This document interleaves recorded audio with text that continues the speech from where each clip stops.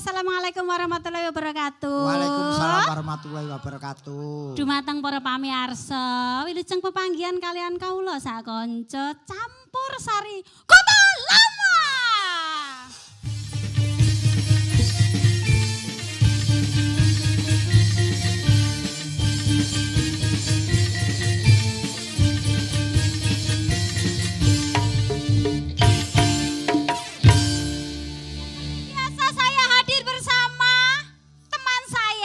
Gareng dari Semarang. Dan juga teman-teman campur sari romantika dari Demak. Romantisa. Rokok mangan gratisan. Romantisa. Aku jajar kowe iki mar Mas aku kaya jajar guling e. Kok guling piye to? Iki urung guling. Nek guling, kawal. Nek guling kan penake dienggo nganu ta Le, kekep-kekepan ta Le mbok jajal. Ya ora guling. Lah jarane rumasane cedhak karo guling. Lah nek guling kan penake dienggo peluk-pelukan ngono. Gua jajan nek aku guling Le. Aku kulinane meluk sofa kok. Moga-moga senengane. Ini betul-betul dinantikan oleh pemirsa TVRI Jawa Tengah. Setiap Senin jam 5 sore. Ada campur sari kota. Lama, tentunya di situ ada saya dan juga Legar yang selalu menongolkan diri. Ning yo sok-sok iki lunga. Wingi tantene ora mule-mule kowe nanti oleh. Aku sendiri aku kan sakit. Kosek kowe iki jane iki wong wedok apa wedhus? Lho piye ta? Kok sing mbok kosotke bokongi iki? Ya. Wow, aku ki apal kok. Tapi ini kita jangan sampai terlalu panjang karena bintang tamu ini sore ini biasa luar. Kok biasa di luar biasa? Luar biasa. Sapa ta lek bintang tamu saiki iki? Kuwi ora usah tak sebutke kowe penonton ngerti. Sapa kok dadi temasaran lho Le? Penasaran kok penasaran. Ora temasaran lho Le. Kleru. Oh ya wis nek no. Mangsaku. Oke, dipanggil. Oh, kuwalek endi? Kono. Dipanggil bintang tamu sore ini, Le. Siapakah dia? Ayo masuk, monggo bintang tamu kita. Ayo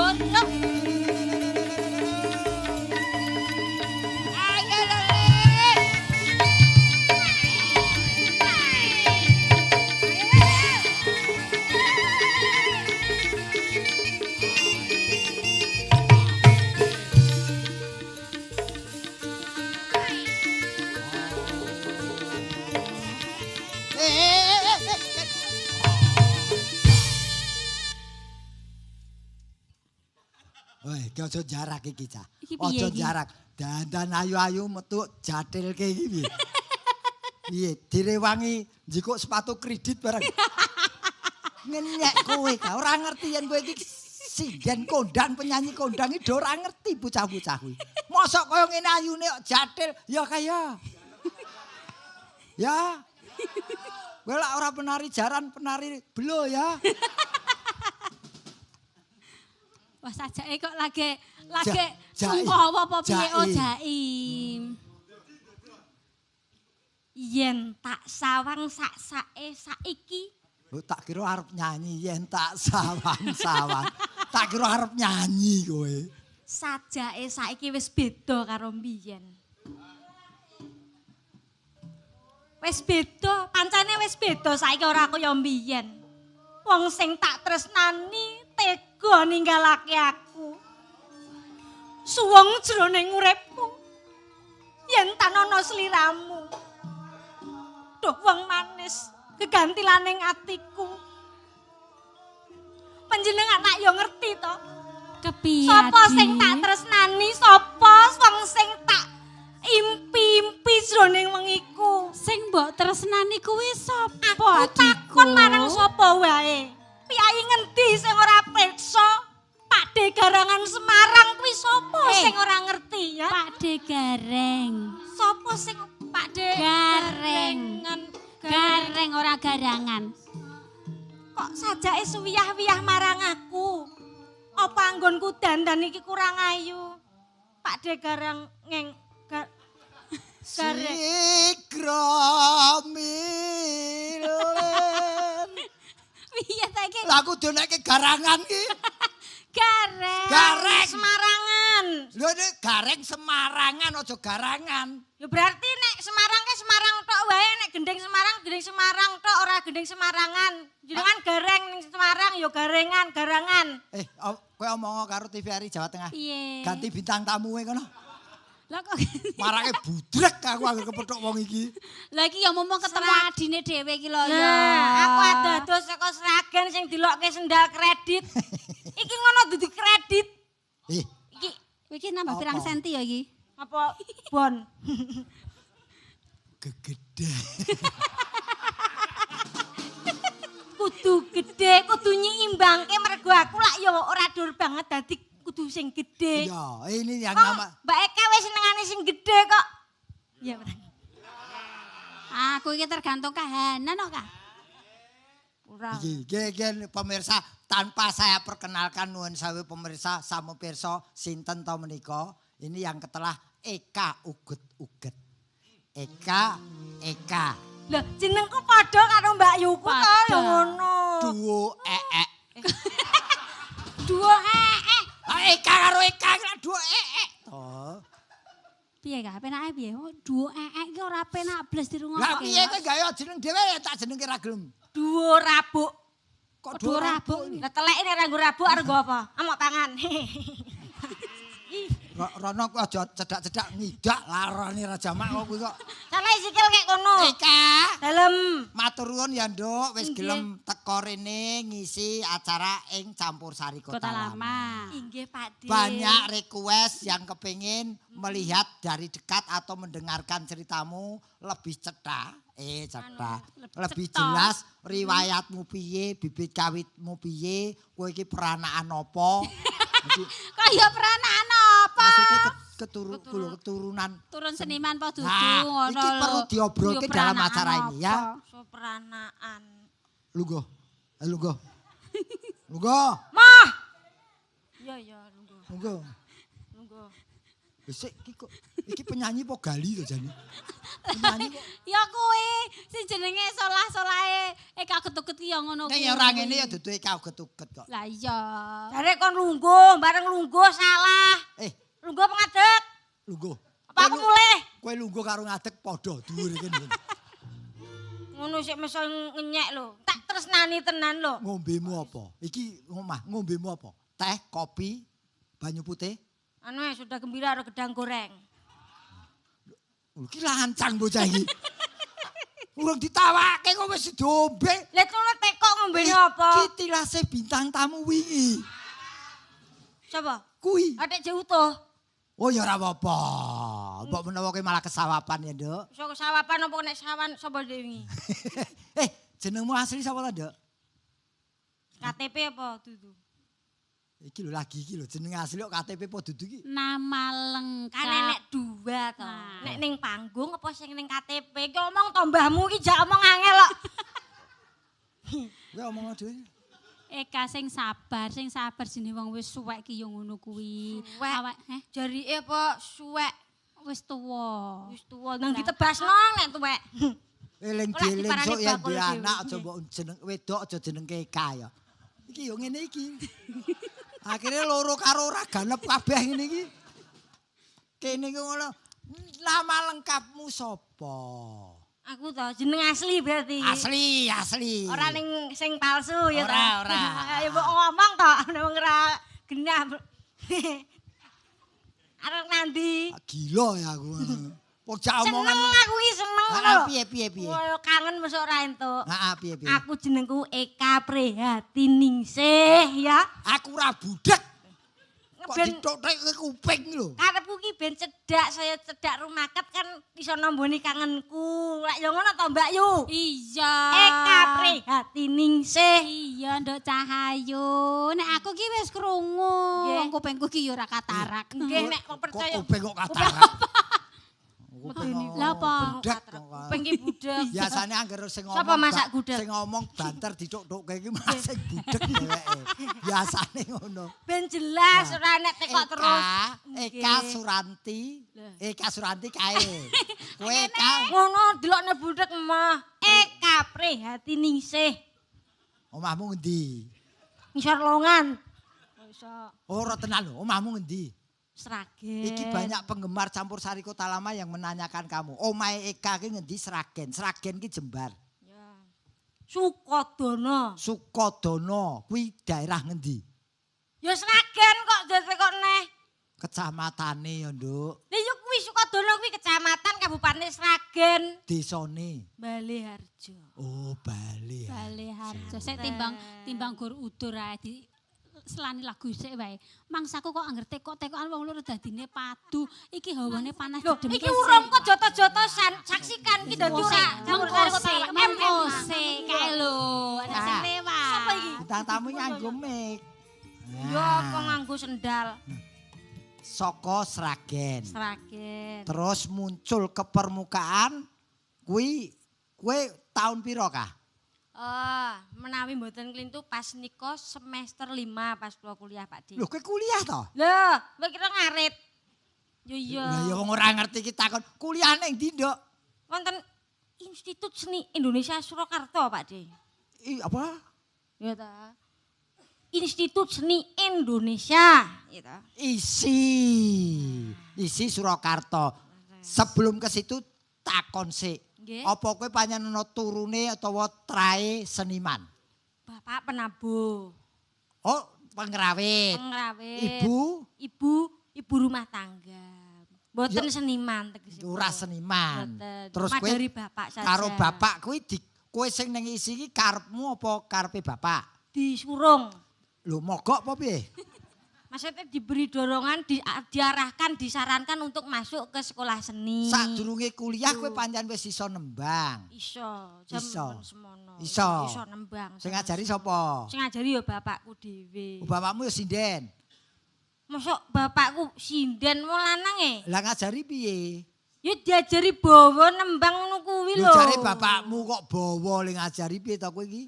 Sing ngajari iki dudu bawa. Lah kowe ku ngomong bawa lho. Bapakku. Jenenge bawa. Bapakku jenenge Bapak Pocong. Angel ku cano. Wis kan tak jarke ngurung ngerten ngono urung tak pisah wis jarke. Wah nek season jotos-jotosan ben cuma pisah pokoknya. Ora iki serius. Kuliah ning isi Surakarta. Nah, Wis ngeten, lulus, Pak D. Nduk, sayang. Alhamdulillah Wis, pangestunipun wis panjenengan Pak sarjana. D. Alhamdulillah sampun. Yen kepengin ngerti bibit kawit kowe metu ke permukaan melu dalang sapa, Nduk? Apa dalang apa karawitan kuwi? Dari wayang. Wayang. Heeh, dulu riyen niku lak kula sinden niku masih duduk. Kula niku isin jane. Kebabe? Sebabnya apa kok isin? Lali ora nggowo. Pas niku ajare kan duduk terus ngadeg, Heeh. isin ora iso joget. Heeh. Terus di daerah mana ya Pemalang. Itu nderekke Mas Ki Mangun Yuwono. Pertama kali melu dalang Ki, Mangun Yuwono. kowe ngerti Ki Mangunjono. Pemalang. Mereka mungkin tahu, Pemalang saking itu Pemalang. dalang Nun sewu dalang Chinese tapi luar biasa wayangannya. Nggih, betul sekali. Itu terus ada kan fenomena sinden ngadeg udah itu banyak sekali toh. Sinden-sinden ngadeg jadi di apa acara limbuan. Jadi yo iso ora iso aku kudu melu kaya teman-teman yang lainnya. Mengikuti. Terus Kowe mulai obah. mulai obah ya wis lah enjoy. Sing penting apa ya? Ning kono jane aku yo isin menjoget ora iso joget gitu loh. Lho kowe yo ndek isin to? Yo isin yo karo yo to. Lho aku takon wajib dijawab to. Iya. Terus saiki iki jenengmu populer dengan Eka Uget-uget. Sing marapi utawa sing nyebut kowe Eka Uget-uget pertama kuwi sapa?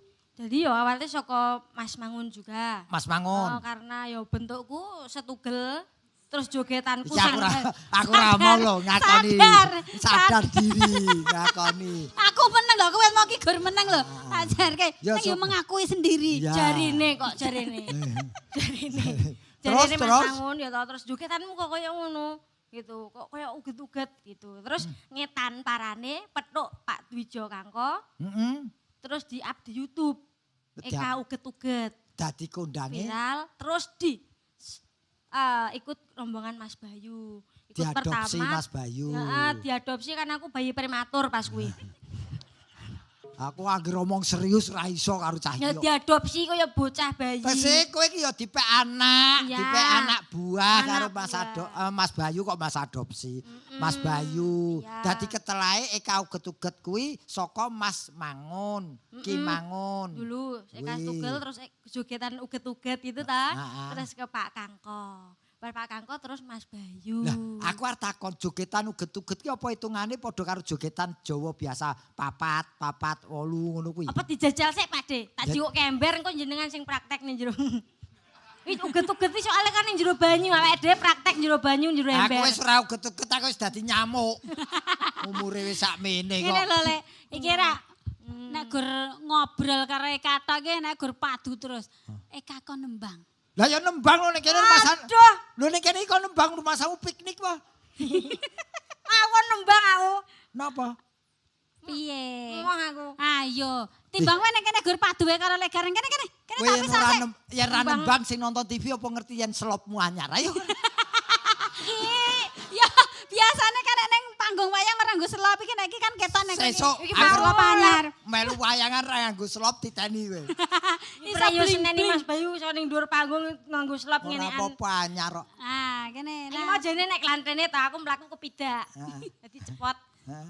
Waduh, Ayo. sakmu ngono kok sing apik dhewe selope iki. Tak dilat lho. Kowe iki apa to kok didilat lho? Ayo, nyanyi apa, Nduk? Apa, Nduk? Iki bareng aku ning Semarang campur sari Kota Lama. Heeh. Lagune ya Semarang. Apa kuwi judule? Gambang Semarang. Oke. Monggo.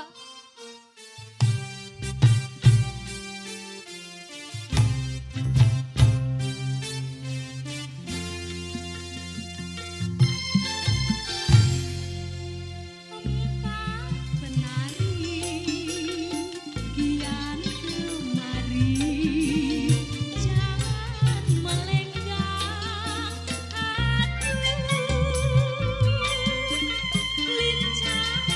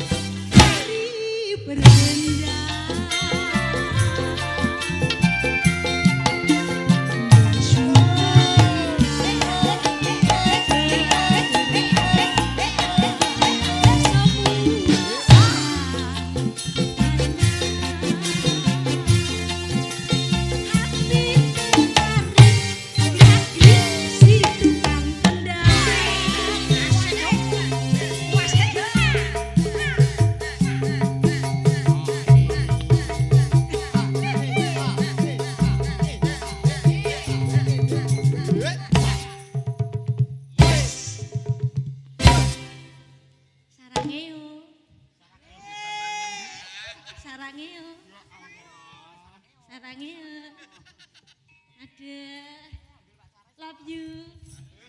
Kakek.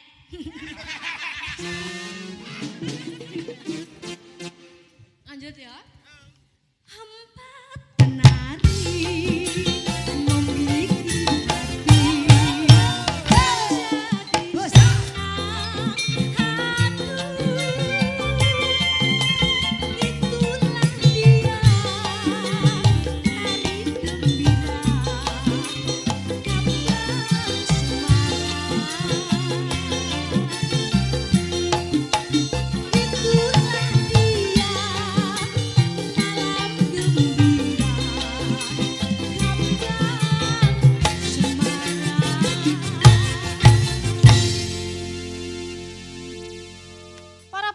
TVRI Jawa Tengah teja sesarengan kalian Campur Sari Kota, Kota Lama. Lama.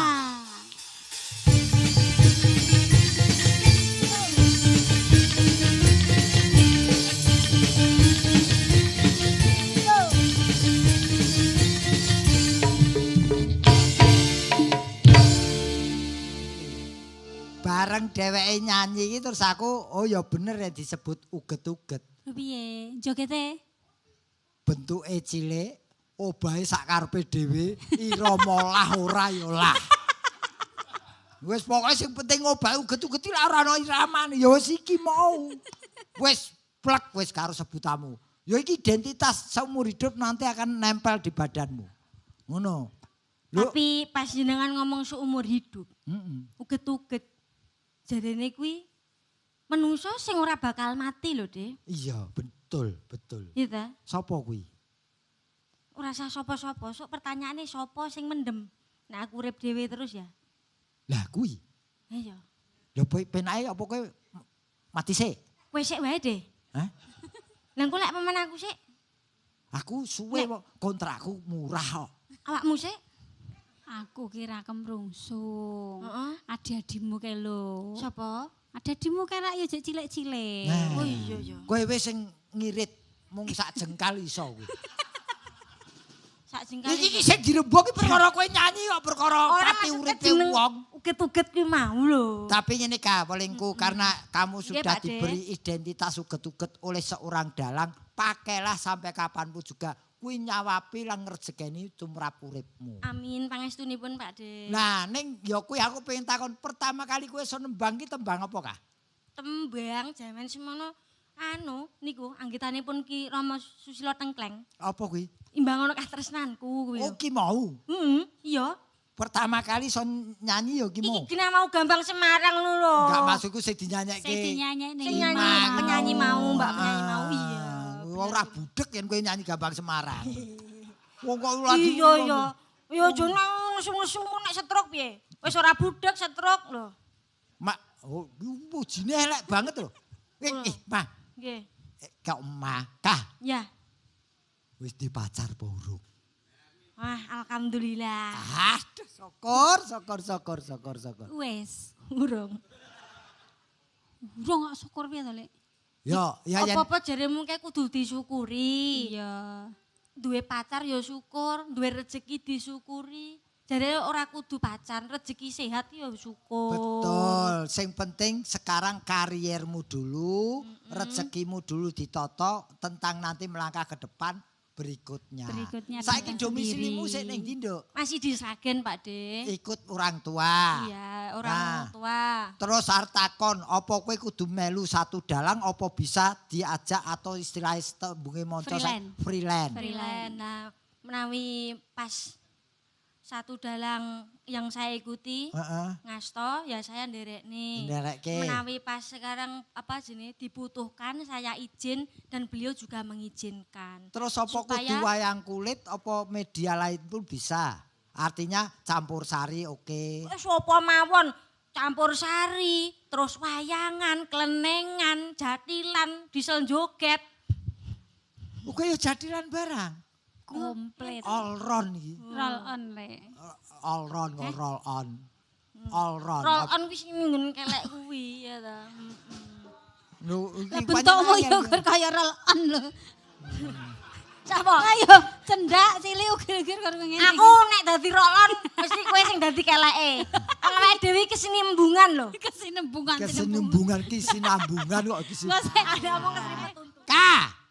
Isih kowe. Ya isih. Nyekel mic wong isih kok. Wong didhawuhi kok ya. Dadi saiki keterangane awakmu ki wis lulus, wis sarjana. Alhamdulillah Pak De. Terus sekarang nun sewu, apa ya kuwi arep mbok nggo panggung ke panggung apa nanti ada punya keinginan menjadi seorang dosen atau pegawai, Nduk? Untuk saat ini sekarang masih nyaman untuk nyinden Pak De. Nyaman untuk nyinden. Terus dulu aja. Jadi ya ada keinginan untuk pengen jadi apa ya lanjut meneh lah. S2 jane enek tapi sekolah neh. Saat ini wis nyaman nyinden. Dan aku mbiyen yo duwe cita-cita pengen dadi dosen barang. Pengen. Dosen. Bareng yo Tuhan berkehendak lain aku dialirkan kene ora dadi dosen dadi dados sinden. Dosen ning ora dosen ning dados sinden. Dados sinden. Dados sinden. Ya ora apa-apa, kabeh iki kena dilakoni waton kuwi dalan sing apik. Nggih, Pak De. Ono wong-wong jenenge rezekine wong wis diatur kok ya, Nduk. Lek, apa? aku kesel. Kalau ben tembang-tembang sik ngono lho aku ngrungokne obrolanmu wong loro ngantuk. Ngrungokne obrolanmu wong loro ngantuk. Lho aja meneh kok kowe ngrungokke wong aku sing ngomonge ngantuk kok. Wong ngenyek banget iki, Kak. Waru doyong kelo waru doyong. Oh, mergo ngantuke nganti ndoyong kaya waru. Doyong lah iya. Sepikul jengkol, sepikul jeruk. Megal-megal kabotan bathuk.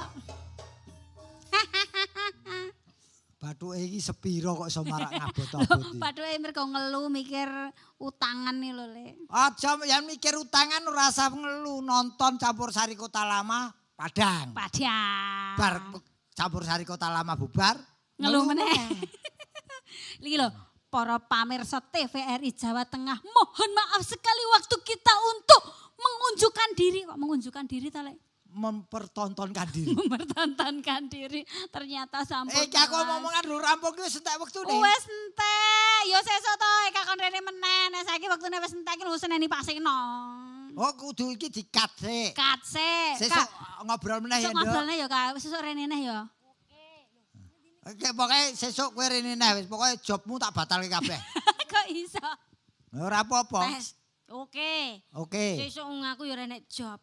Bakune aku mung iso ngomong matur nuwun tok Pak De. Iya betul. Karo sapa jenenge kalih Mas Bayu sing secara tidak langsung dan langsung ngangkat ning permukaan. Secara tidak langsung matur nuwun kalih panjenengan. Mbak Eka juga kula ya secara tidak langsung belajar kalih panjenengan senior-senior kula. Secara tidak langsung iki berarti rekaman to kuwi. Ya ora secara tidak sadar awake dhewe nek guyonan ning panggung ngono kae lho. Ngono kae lho. Sesama seniman saling membantu, jangan ada persaingan yang sifatnya negatif. Leres Pak De. Sampe iki mendukung iki do ngopo? Sik ana wong caturan kok bocah-bocah iki do ngrunyuk wae. Iki tiro wek-wek iki lho. Ya wis ngene Kak, kok kapan-kapan teko rene meneh, ngobrol meneh sing apik, sing rame ya. Nggih Pak De. Wes rampung Le, kelone pasane mlorok ae. Nyanyi. Oke, monggo para pamirsa TVRI Jawa Tengah. Eka matur mbah nuwun. Iya Mbak Ibu. Le Gareng matur mbah nuwun. Jare wis diplorok.